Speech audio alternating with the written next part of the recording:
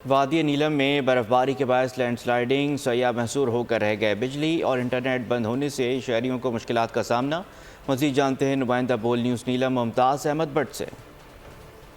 جی بالکل، گزشتہ 2 روز سے وادی نیلم کے بلند و بالا پہاڑوں پر برفباری کا سلسلہ جاری ہے۔ میں اس وقت موجود ہوں وادی نیلم کے ڈسٹرکٹ ہیڈ کوارٹر 8 مقام میں۔ آپ دیکھ سکتے ہیں کہ وادی نیلم کے ڈسٹرکٹ ہیڈ کوارٹر 8 مقام میں بھی تقریباً 6 سے 7 انچ تک برفباری ریکارڈ کی جا چکی ہے، جس کے باعث وادی نیلم کا ڈسٹرکٹ ہیڈ کوارٹر سمیت باقی تمام علاقوں سے زمینی رابطہ منقطع ہو چکا ہے۔ وادی نیلم کے اندر اس وقت طویل ترین بجلی کا بریک ڈاؤن جاری ہے، جبکہ انٹرنیٹ کی سہولیات بھی جو ہے وہ بھی ختم ہو چکی ہے۔ اگر بات کی جائے وادی نیلم کی مین شاہراہ سے، تو وادی نیلم کی مین شاہراہ مظفر آباد سے 8 مقام تک بھی جو بڑی گاڑیاں ہیں وہ سفر کرنے سے گریز ہیں، جبکہ 4x4 گاڑیاں وادی نیلم کے سڑکوں پر رواں ہیں۔ اگر بات کی جائے موسم کی، تو بہت آئندہ شکریہ 24 گھنٹوں ممتاز تفصیلات سے آگاہ کرنے کے لیے۔